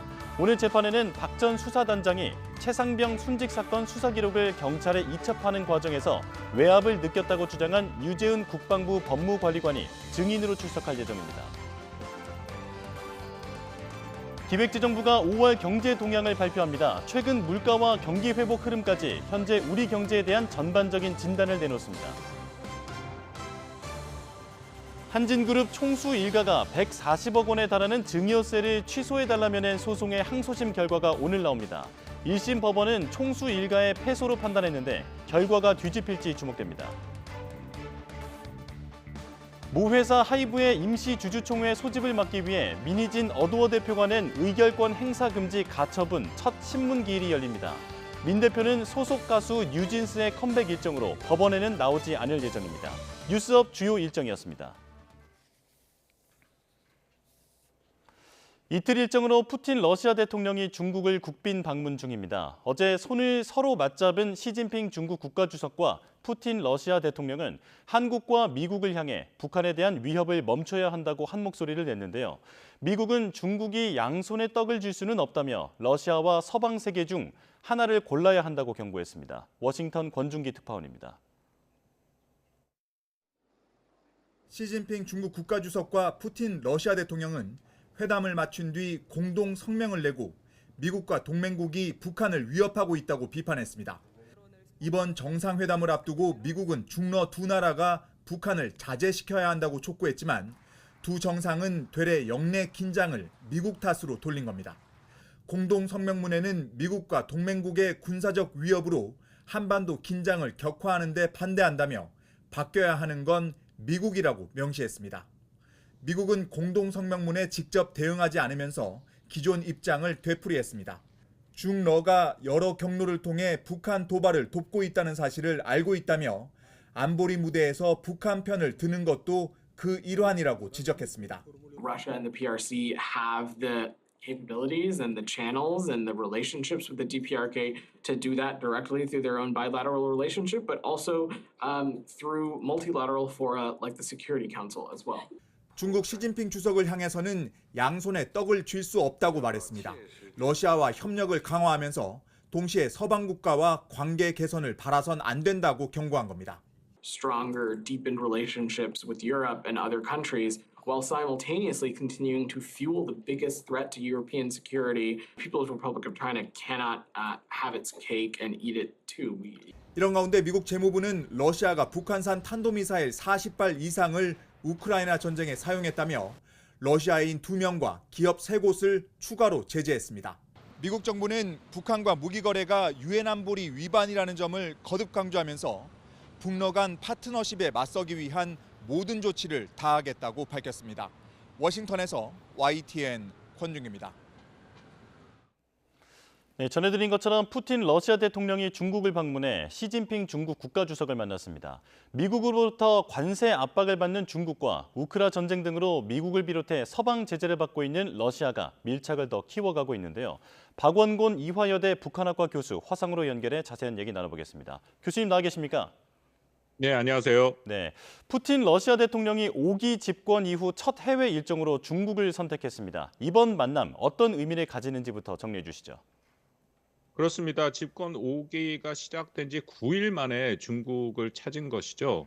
특히 이번에는 안드레이 벨로우소프 국방장관을 비롯해 그 새내각 강요들과도 동행을 했고요. 지난번에 보면 시진핑 주석 같은 경우에 작년이죠. 3월 연임 성공 이후에 또 첫 해외 방문지로 러시아를 선택하기로 했습니다. 그만큼 중국과 러시아는 서로의 우호 관계를 강조하고 있는 그런 상징적인 행보를 계속 보여주고 있고요. 또 올해는 중국과 러시아가 수교 75주년이 되는 해입니다. 네. 이런 국가일수록 그 정주년이라 해갖고 5년, 10년 단위를 더욱더 크게 그렇게 기념을 하죠.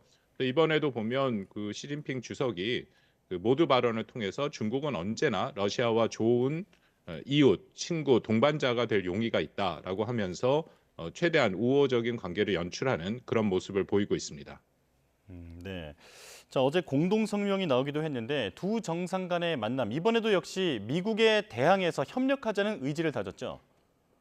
그렇습니다. 조금 조심스럽게 발언이 나오긴 했는데 예를 들어 시진핑 주석의 그 모두 발언을 보면 세계 다극화, 경제 세계화 뭐 이런 단어들이 나오는데 이것은 결국 그 미국이 중국을 공급망에서 제외하고 또 그 중국을 전략적 경쟁 상대로 배제하려고 하는 여러 가지 행위들에 대한 자신들의 입장을 좀 대항하는 입장을 밝혔다라고 해석할 여지를 남겨놨고요. 예. 여기에 비해서 뭐 푸틴 대통령은 조금 더 그 직접적인 표현을 썼습니다. 뭐 이런 표현이 나왔는데 중국과 러시아 양국의 협력은 기회주의적이지도 않고 누군가를 해하지도 않는다. 이게 결국 미국을 겨냥을 했다라고 판단이 됩니다. 근데 다만 전반적으로 얘기를 들어보면 미국을 특히 그 중국의 입장에서는 미국을 시진핑 주석이 원색적으로 비난하는 이제 그런 표현들은 거의 없었다. 근데 양국 정상회담 자료와 공동 기자회견 보도를 보면 특히 중국 측 그 발표로 보면 시 주석이 미국이란 단어를 전혀 언급하지 않은 것으로 돼 있습니다. 그러니까 이게 상당한 의미가 있다고 판단이 되는데 왜냐하면 중국으로서는 미국 견제에 맞서서 러시아와의 공조를 강화하는 것도 중요하지만 작년 11월 이후에 미국과 중국 관계는 일종의 관리에 들어갔거든요. 더 이상 확전을 하지 않겠다라는 이제 그런 의미가 강하기 때문에 구태여 특히 우크라이나 전쟁을 하고 있는 러시아와 연대를 너무나도 강조하는 것은 오히려 중국한테 좀 부정적으로 작용할 수도 있다. 그렇기 때문에 미국을 자극하지 않겠다라는 그런 의미와 의지도 포함되어 있다고 판단됩니다. 네, 이 메시지의 분위기까지 언급을 해주셨는데 이 미국을 언급한 부분 가운데 눈에 띄는 부분이 미국과 그 동맹국이 북한을 향한 군사적 위협 행동에 반대한다라는 내용입니다. 동맹국까지 언급한 부분에 있어서는 어떤 점을 시사하는 걸까요? 뭐 이 부분은 우리에게는 좀 불편한 내용이 될 수밖에 없는데요. 7,000자 분량의 공동 성명에 이 내용이 나와 있습니다. 그래서 북한 관련 내용이 딱 이거 하나로 현재까지는 확인이 되는데 방금 말씀하신 것처럼 이런 표현이죠. 양국, 그러니까 중국과 러시아는 북한과의 대결을 고조시켜서 한 번 더 무력 분쟁과 긴장 고조를 낳을 수 있는 미국과 그 동맹국들, 한국을 얘기하는 건데 이한 군사적 위협 행동에 반대한다. 이걸 뭐 해석을 하면 한미가 하고 있는 또 한미일이 그 강화하고 있는 안보 협력, 그 연합훈련과 이런 협력을 겨냥한 그런 발언이다라고 판단이 됩니다. 예. 뭐 이것은 뭐 다 알려진 사실입니다만 한미와 또 한미일이 하고 있는 훈련이라는 것은 북한이 고도화하고 있는 핵에 대한 대응 훈련이거든요. 그렇다면은 조금 더 객관적으로 중국과 러시아가 판단했다면 한반도의 긴장을 고조시키는 북한의 행동에 대한 문제도 제기를 해야 되는데 뭐 그간의 행보를 봐서는 이 두 국가는 현재까지 계속 북한 편을 들고 있기 때문에 이런 표현이 안 나왔다. 다만 여기서 그 특정한 이 훈련을 얘기한 것은 늘 중국이 얘기하는 쌍중단과 쌍궤 병행이라는 게 있습니다. 그것은 한미가 연합훈련을 중단하고 또 북한은 핵실험을 중단하고 대륙간 탄도미사일 발사 실험도 중단하는 그걸로 시작하자라는 오래된 입장인데 그것을 다시 한번 확인한 것이다라고 판단이 됩니다. 예. 자, 우크라 전쟁 얘기도 논의가 된 것으로 알려졌는데요. 그동안 시진핑 주석이 중재자 역할을 자처해오지 않았습니까? 이번에는 정치적 해결에 동의한다라는 입장이 나왔는데 어떻게 하겠다라는 말입니까? 우크라이나 전쟁을 대하는 중국의 입장이 굉장히 어렵죠.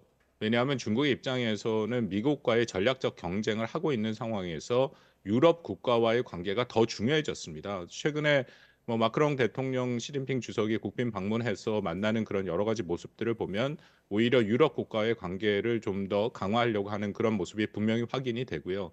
그러려면 유럽의 실존적 위협을 가하고 있는 러시아의 우크라이나 침공에 대해서 중국은 일정 수준 좀 거리를 둬야 되는 것은 맞습니다. 그래서 말씀하신 것처럼 중재자 혹은 비당사자라는 입장을 중국이 계속 밝혀왔죠.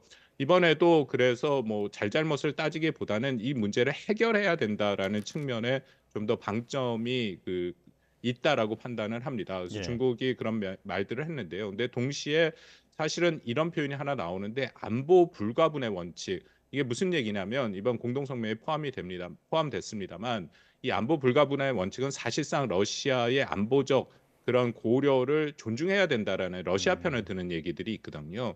그래서 이 부분은 뭐 당연히 러시아와의 정상회담이기 때문에 러시아 편을 드는 부분이 있긴 하지만 여전히 중국이 그렇게 중재자 역할을 하기에는 역시 러시아와의 관계가 훨씬 밀접하다라는 것을 방증한다라고도 볼 수 있습니다. 예. 이제 양국의 밀착 관계가 더 드러난 부분이라고 볼 수 있겠는데 자, 이번 방중에서 러시아는 경제 관련 인사도 대거 참석했다고 합니다. 양국의 경제 연대 이전과는 양상이 좀 달라질 것으로 보이십니까? 이번에 그 경제 협력 같은 경우에는 러시아가 훨씬 더 적극적이죠. 그럴 수밖에 없는 게 러시아가 우크라이나의 전쟁을 지속할 수 있는 가장 큰 경제적인 지원을 하고 있는 것은 사실상 중국입니다. 만약 중국이 이런 지원을 하지 않았다면 러시아 경제가 전쟁 2년을 넘어가는 이 전쟁을 감당할 수 없다라는 것이죠. 이거는 이번 푸틴 대통령 발언에도 나오는데 양국 무역액이 거의 이 작년 한 해 동안 25%가 증가했다. 이게 그 러시아의 주 수출품인 원유와 그런 제품, 그런 원유 같은 것을 중국이 훨씬 더 많이 수입함으로써 가능했던 일들이거든요.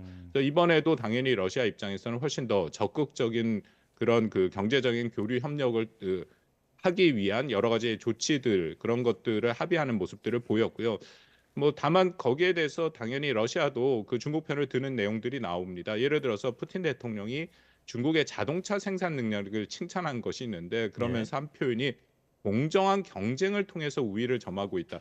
이거는 뭐 아시겠지만 최근에 그 미국이 중국산 전기차에 100% 과세 폭탄을 내리지 않았습니까? 부과하지 않았습니까? 근데 거기를 비판하는 그래서 중국 편을 들고 있는 그런 발언들이 같이 있었다라고 판단이 됩니다. 네.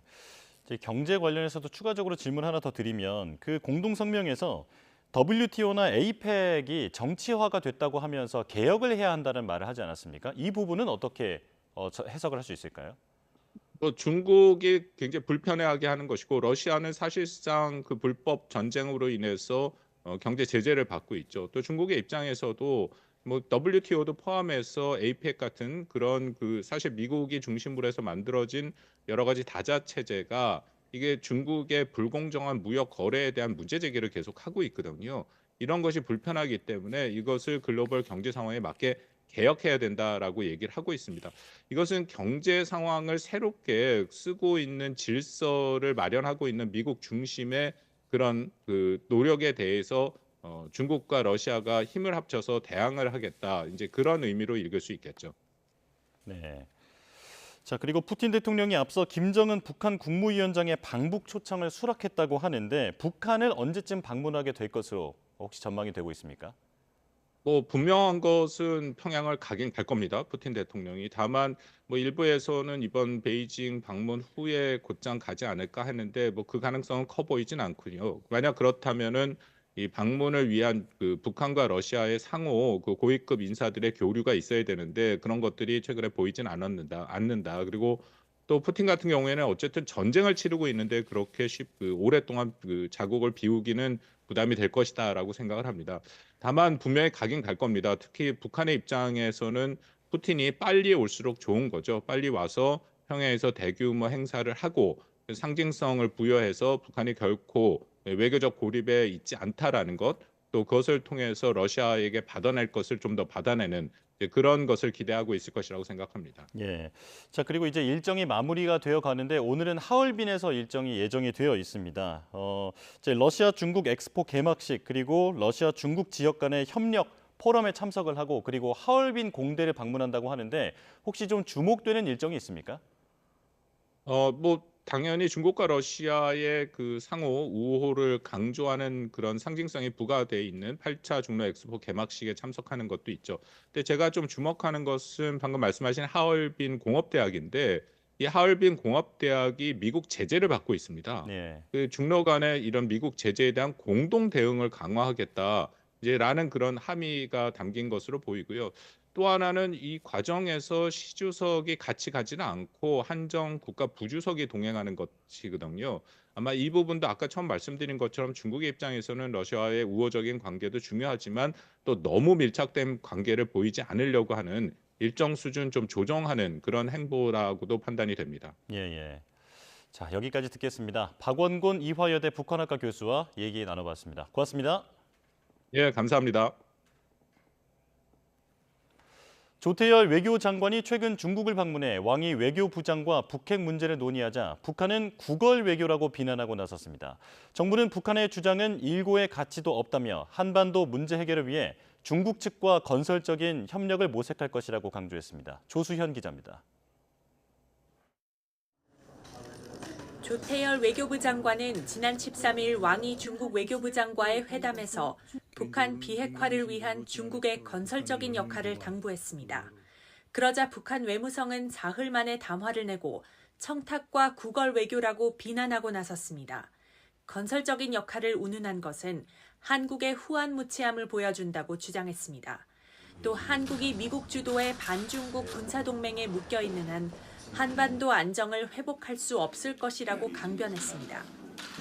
한중 양국이 관계 발전의 뜻을 모으면서 북핵 대응에도 협력을 모색할 가능성에 발끈한 것으로 해석됩니다. 현 한반도 정세의 책임이 한미에 있다는 것을 부각시킴으로 해가지고 중국이 한국의 대중 논리에 호되되지 않도록 중국을 향한 메시지가 담긴 것으로 해석됩니다. 이에 우리 정부는 터무니없는 주장이라고 반박했습니다. 그러면서 중국 측은 이번 회담에서 대한반도 정책에 변함이 없으며 한반도 문제 해결을 위해 건설적인 역할을 할 것이라고 했다고 강조했습니다. 북한의 주장은 일고의 가치도 없다고 생각합니다. 우리 정부는 한중의 공동이익인 한반도 문제 해결을 위해서 계속 중국 측과 건설적 협력을 모색해 나갈 예정입니다. 북한 문제에 대해 중국 측이 밝힌 입장은 원론적인 수준에 그치기는 했지만 조 장관의 방중을 계기로 한중이 북핵 문제의 협력 의지를 확인한 것은 의미가 적지 않은 것으로 보입니다. YTN 조수현입니다. 아랍연맹 회원국 정상들이 가자 전쟁 해법을 찾기 위해 모인 자리에서 이스라엘이 휴전 노력을 회피한다는 주장이 나왔습니다. 아랍 정상들은 유엔 평화유지군 파견을 촉구하는 마나마 선언을 발표했습니다. 황보선 기자입니다. 아랍연맹 22개 회원국 정상들이 한데 모였습니다. 7개월 넘게 이어지고 있는 가자 전쟁을 어떻게 끝내고 평화를 정착시킬지 논의하기 위해서입니다. 먼저 이스라엘의 태도에 큰 문제가 있다는 주장이 나왔습니다. 휴전과 인질 석방을 중재해온 이집트의 대통령은 이스라엘이 휴전을 계속 회피하고 있다고 꼬집었습니다. وجدنا إسرائيل مستمرة في التهرب من مسؤولياتها والمراوغة حول الجهود المبذولة لوقف إطلاق النار. 팔레스타인 자치정부 수반도 이스라엘이 가자지구 라파 검문소를 점령하고 침략하는 방식으로 휴전안에 응답했다고 비난했습니다. 이번 회의 의장을 맡은 바레인 국왕은 중동 평화를 위한 국제회의를 개최하고 팔레스타인을 유엔 회원국으로 인정할 것을 촉구했습니다. إلى جانب دعم الاعتراف الكامل بدولة فلسطين وقبول عضويتها في الأمم المتحدة. 정상들은 마나마 선언의 회의 결과를 담아냈습니다. 이스라엘과 팔레스타인이 각각 독립국가로 병존하는 이른바 두국가 해법이 실현될 때까지 팔레스타인 영토에 유엔 평화유지군을 파견해야 한다는 내용입니다. YTN 황보선입니다. 총격을 당한 피초 슬로바키아 총리는 여전히 위중하지만 의식이 있고 대화도 가능한 것으로 전해졌습니다. 70대 남성이 정치적 이유에서 저지른 범행으로 조사됐는데 슬로바키아 정부는 야당과 언론에 책임을 돌리고 나섰습니다. 김도번 기자입니다. 피초 슬로바키아 총리를 저격한 범인은 71살의 남성이었습니다. 경찰은 현장에서 체포한 총격범을 살인 미수 혐의로 기소하고 부인도 체포했습니다. Tak toto mňa prekvapilo, že toto spravili, lebo to by neviem, muselo mu preknúť alebo niečo iné, lebo ináč ako slušný človek, však 40 rokov sa poznáme. 총격범은 피초 총리의 정책에 반대해 범행을 저질렀다고 진술했습니다. 고위공직자 부패 담당 특별검사 폐지 추진, 공영방송 장악 시도, 우크라이나 지원 중단 등을 거론했습니다. 하지만 배후는 없고 단독 범행으로 파악됐습니다. 피초 총리의 오른팔 펠레그리니 대통령 당선자는 사회적 대립이 심각하다며 정치권의 자성을 촉구했습니다. We have to ask the people not to fight against each other only because they have other political view or something like that. 정작 정부는 야당과 언론에 사건의 책임을 돌리고 나섰습니다. 정부의 비판적인 보도가 이번 사건이 일어날 수 있는 분위기를 조성했다는 겁니다. A boli to informácie, ktoré ste vy v poslednej dobe prezentovali. To, ako ste ich prezentovali, na to myslím, že každý z vás má zrkadlo. 피초 총리의 상태는 안정적이며 짧은 대화도 가능한 것으로 전해졌습니다. 하지만 아직 안심할 수는 없는 상태라 당분간 중환자실에서 치료가 계속될 예정입니다. YTN 김도원입니다.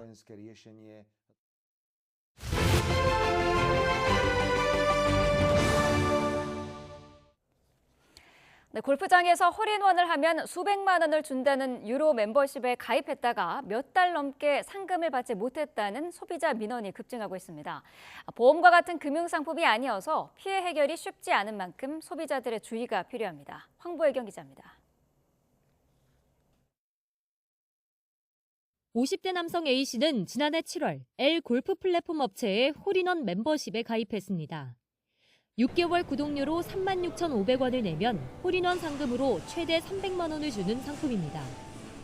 한 달 뒤 홀인원에 성공한 A씨가 업체 측에 증거 자료를 제출하고 상금 지급을 신청했지만 지금까지 감감무소식입니다. 작년 연말부터 계속 전화를 해봤는데 통화 연결이 안 되고 6개월이 지나기 때문에 재가입하라는 또 광고만 오더라고요. 홀인원을 하면 동반자들에게 식사 대접과 선물을 해야 하고 다음 라운딩 비용 등으로도 목돈이 들다 보니 A씨처럼 멤버십 상품에 가입하는 소비자들이 많은데 피해도 덩달아 증가 추세입니다.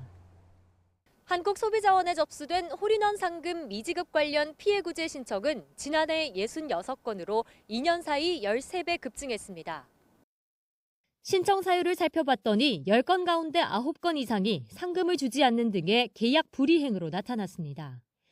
구체적으로는 상금 지급을 요청했더니 업체와 연락이 끊겼다거나 심사 등을 이유로 지급을 미루고 있다는 내용이 주를 이뤘습니다. 특히 최근 3년 동안 접수된 소비자 민원 가운데 절반 이상이 L 업체 관련으로 확인됐습니다. 문제는 멤버십 상품은 보험과 같은 금융상품이 아니다 보니 금융당국의 관리 밖에 있다는 점입니다. 홀인원 멤버십 상품은 일반 서비스 상품이기 때문에 상금 미지급 등과 같은 소비자 피해가 발생해도 이를 관리 감독할 수 있는 곳이 없어 소비자 보호 사각지대에 있다고 할 수 있습니다. 피해를 예방하기 위해선 값싼 구독료나 횟수 무제한 상금 지급 등 광고에 현혹되지 말고 약관 내용을 꼼꼼히 확인하는 것이 중요합니다. L 업체 측은 멤버십 가입자 8만여 명 가운데 20%가 홀인원 상금 지급을 신청하면서 자금이 소진돼 지난해 말부터 서비스가 중단된 상태라면서 심사를 거쳐 순차적으로 상금을 지급할 예정이라고 밝혔습니다. YTN 황보혜경입니다. 피해자를 먼저 구제하고 나중에 비용을 회수할 수 있도록 한 전세 사기 특별법 개정안이 얼마 남지 않은 21대 국회에서 처리될 수 있을지가 관심인데요. 그런데 이 개정안이 통과되더라도 보증금 반환이 어려운 사각지대에 놓인 피해자들이 있습니다. 임혜진 기자가 취재했습니다. 경기 수원에서 6년째 다가구 주택 전세를 사는 40대 A씨는 지난해 말 갑작스레 집주인과 연락이 끊겼습니다. 알고 보니 집주인은 400여 명에게서 보증금 631억 원을 가로챈 혐의로 구속된 정모 씨 일가였습니다. 계약 만료가 2달 앞으로 다가왔지만 보증금 1억 5,500만 원을 돌려받을 길이 없어 발만 구를 뿐입니다. 제가 15년부터 18년도까지 정리해고 투쟁으로 받은 위로금? 그런 거거든요. 거의 그 돈 단위가 는 거죠. 그것도 모자라서 싸고 싼 집을 찾아서 온 건데. 지난해 전세 사기 특별법이 마련돼 피해자로 인정도 받았지만 상황은 별반 달라지지 않았습니다. 호실별로 집주인이 달라 개별 등기를 하는 다세대 주택과 달리 집주인이 같은 다가구 주택은 단독주택으로 분류돼 별도 등기가 되지 않고 경매에 넘어가면 세입자들 간 순위에 따라 보증금 회수가 결정되기 때문입니다. A씨는 근저당 순위가 6번째이고 소액 임차인 기준에도 들지 못해 최우선 변제금조차 받지 못했습니다. 저희는 뭐 경매가 이제 들어간다고는 하지만 이게 통으로 경매를 해야 된대요. 그러면은 아까 감정평가 나온 것처럼 그 금액은 아니더라도 한 20억은 있어야 되는데 정말 누가 살지. 지난 1일 대구에서 극단적 선택을 한 30대 전세 사기 피해자도 다가구 주택 거주자였는데 후순위 세입자라 보증금을 돌려받기 어려웠습니다. 정부에서 인정한 전세 사기 피해자 가운데 다가구 주택 피해자는 전체의 17.3%인 2,670명에 달합니다. 다가구 주택의 경우에는 일반적인 빌라와 다르게 경매에 넘어가더라도 가격대가 높아서 낙찰 수요가 별로 없을 수가 있기 때문에 경매에 넘어가게 되면 이제 임차인들이 임대차 보증금을 모두 돌려받기가 좀 어려운 경우들이 많다라고 볼 수가 있을 것 같아요. 경매가 진행되면 다세대로 용도를 변경해 호실별로 세입자들이 우선 매수를 할 수 있게 해달라는 요구가 나오는 이유입니다. 선고제 후 회수 내용을 담은 특별법 개정안 통과 여부도 관심이지만 대책이 필요한 전세 사기 사각지대는 여전합니다. YTN 임혜진입니다. 네, 그동안 60년 넘게 쓰여온 문화재란 용어가 오늘부터 국가유산으로 대체됩니다. 또 문화재청도 국가유산청으로 새로운 간판을 달고 지정 문화재 주변 500m 일괄 규제도 완화됩니다. 권민석 기자가 보도합니다. 지난 1962년 문화재 보호법 제정 이후 문화재란 용어는 반세기 넘게 통용돼 왔습니다.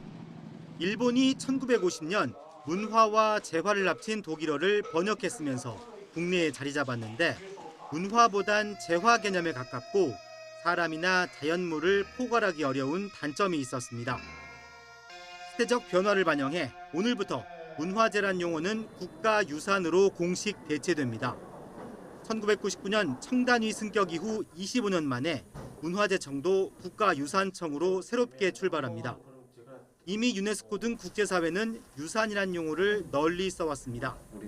이에 따라 명승과 천연기념물은 자연유산으로, 민속문화재와 유형문화재 등은 문화유산으로, 사람을 포함한 무형문화재는 무형유산으로 바뀝니다. 또 지정문화재 주변 500m를 일괄 규제하던 방식에서 벗어나 최대 200m 이내로 제한 범위를 완화하는 등 역사문화환경 보존 지역의 합리적 재조정도 이루어집니다. 지난 2021년 경기 김포시 장릉 주변에 고층 아파트가 들어서 촉발된 이른바 왕릉뷰 논란을 되풀이하지 않겠다는 겁니다. 제작된 지 50년 이상 지난 일반 동산 문화유산의 해외 반출 규제 완화도 추진됩니다. 1946년 이후 만들어진 작품은 특별한 허가 없이 국외 반출이 가능하도록 현행법을 개정합니다. 국가유산청은 국가유산을 찾는 관광객을 위해 지자체 숙박시설과 음식점 등에서 할인받을 수 있는 K-헤리티지 패스 도입도 추진하고 있습니다. YTN 권민석입니다. 네, 이른바 드론 택시로 불리는 도심 항공교통이나 자율주행차, 머지않은 미래에 우리 삶을 바꿀 기술들로 꼽히는데요.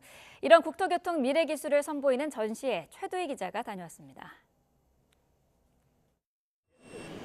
마치 살아있는 개처럼 다리를 구부렸다 펴고 움직일 땐 네 발로 균형을 맞추며 걸어가는 사족보행 로봇개입니다.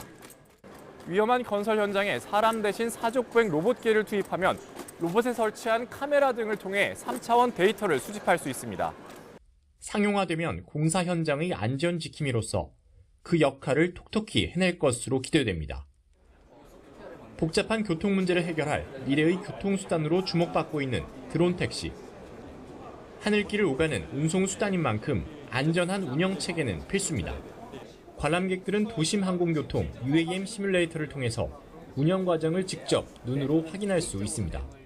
특히 UAM 관련돼서 제가 지금 주제를 진행하고 있어가지고 그와 관련해서 우리나라 기업들이나 정부 부처들이 많아가지고 유익한 정보를 얻을 수 있는 것 같아서 좋은 것 같습니다. 운전자의 개입이 없어도 차량 스스로 주행 상황을 인지하고 판단해 제어할 수 있는 레벨 4 수준의 자율주행 차량이 상용화될 경우 차량 배치와 반납을 자동으로 할 수 있는 공유차 서비스 애플리케이션도 눈길을 끕니다. 이렇게 미래의 삶을 바꿀 것으로 기대되는 국토교통 미래 기술이 한자리에 모였습니다. 관련 기술 연구자들에게는 기술을 실증하고 개선하는 기회가 됐고 이런 기술 대전에 참여함으로써 랩실에서만 모든 실험을 진행하는 것이 아니라 실제 현장에서 저희가 개발한 기술을 실증하고 검사하고 또 개선할 수 있는 그런 기회를 가질 수 있는 점이 가장 좋습니다. 관람객들에겐 삶에 밀접한 국토교통 관련 미래 기술을 미리 만나보는 체험의 장이 됐습니다. YTN 최두입니다.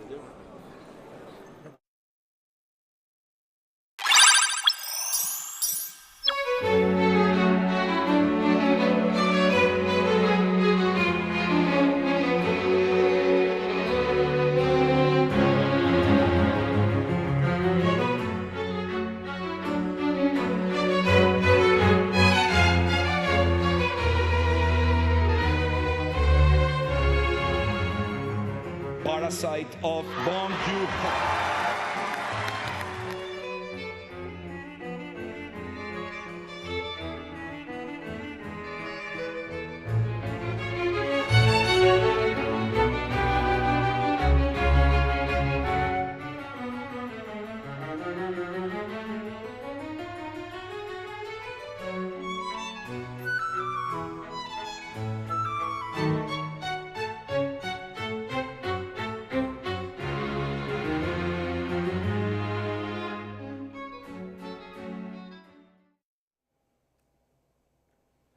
스포츠 소식입니다. 베테랑 좌완 투수 SSG 김광현 선수가 통산 162승 달성에 또 실패했습니다.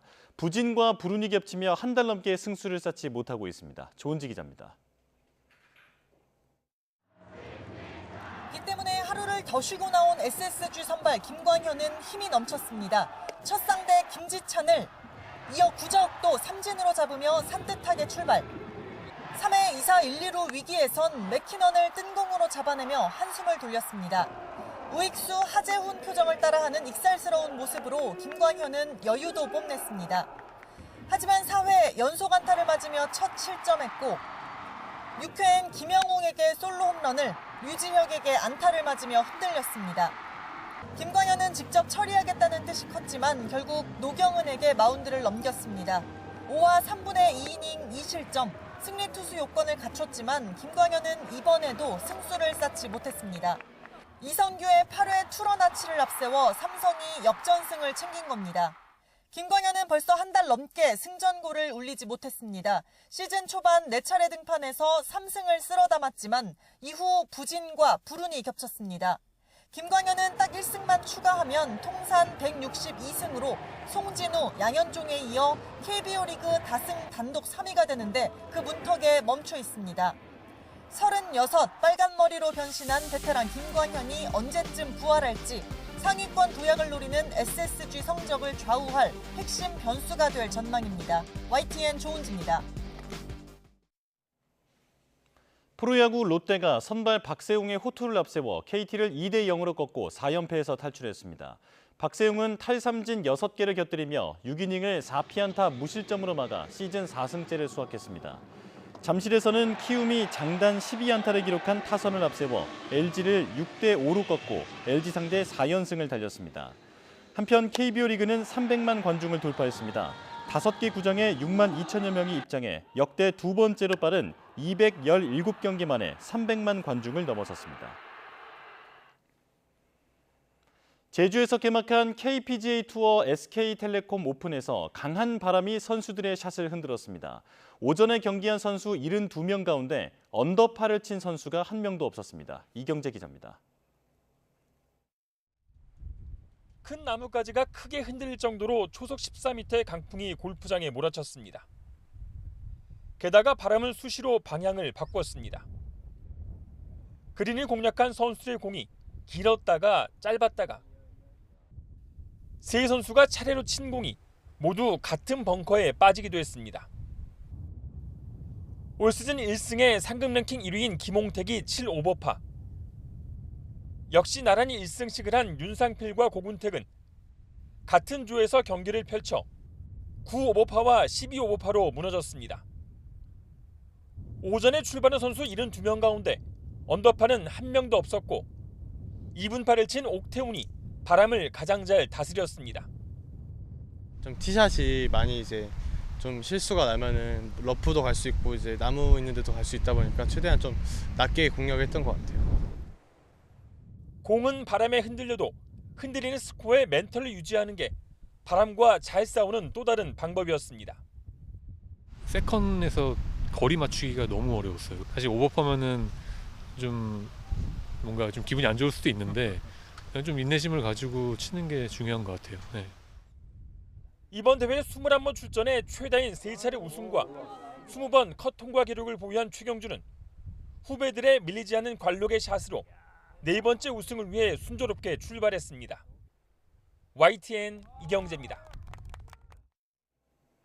축구대표팀 차기 사령탑 후보 중 한 명으로 거론된 스페인 출신 헤수스 카사스 이라크 축구대표팀 감독이 이라크 잔류를 선택했다는 중동 현지 매체의 보도가 나왔습니다. 중동 매체 윈윈은 소식통을 인용해 카사스 감독은 대한축구협회로부터 공식적인 연락을 받았지만 제안을 거절했다며 이라크 축구협회와 함께 2026년 북중미 월드컵을 향한 여정을 계속하기로 결정했다고 전했습니다. 프로축구 K리그 인천과 서울의 경기에서 발생한 인천 서포터스의 물병 투척 사건과 관련해 프로축구연맹이 상벌위원회를 열고 인천 구단과 서울 백종범 선수에 대한 징계를 결정했습니다. 프로축구연맹은 경기장 안전과 질서 유지에 대한 의무 규정 위반을 근거로 인천 구단에 제재금 2천만 원과 홈 경기 응원석 폐쇄 5경기의 징계를 부과했습니다. 아울러 경기 종료 뒤 인천 응원석 앞에서 포효한 서울 백종법 골키퍼에게는 관중에 대한 비신사적 행위를 이유로 제재금 700만 원을 결정했습니다. 프로축구연맹 상벌위원회는 이번 사건에 대해 소수의 인원이 물병을 투척한 과거 사례들과 달리 수십 명이 가담한 심각한 사안으로 규정했습니다.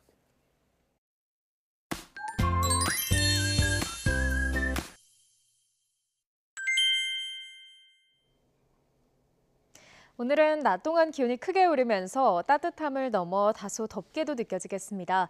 서울 한낮 기온이 25도로 어제보다 5도가량이나 높겠는데요. 하지만 기온이 오르는 만큼 일교차도 무척 크게 벌어집니다. 입고 벗기 편한 외투로 체온 조절에 신경 써주시기 바랍니다. 오늘은 전국적으로 쾌청한 하늘이 함께하겠습니다. 다만 볕이 강해서 전국의 자외선 지수가 높게 치솟겠고요. 오존 농도도 짙게 나타나겠습니다. 또 동해안 지역에서는 너울성 파도가 높게 일겠습니다. 해안가 접근에 자제하는 등 안전사고에도 유의해 주셔야겠습니다. 오늘 낮 기온은 어제보다 4에서 6도가량 높겠습니다. 서울 한낮 기온 25도, 전주 27도, 대구는 28도까지 오르겠습니다. 이번 주말과 휴일에도 대체로 맑은 날씨가 이어지겠고 기온도 오름세를 보이겠습니다. 내일은 서울 한낮 기온이 26도, 휴일에는 28도까지 오르겠고요. 특히 남부지방은 30도 안팎의 여름 더위가 나타날 전망입니다. 지금까지 날씨 정보였습니다. 네, 뉴스업 금요일 순서 마칩니다. 즐거운 주말 보내시기 바랍니다. 고맙습니다.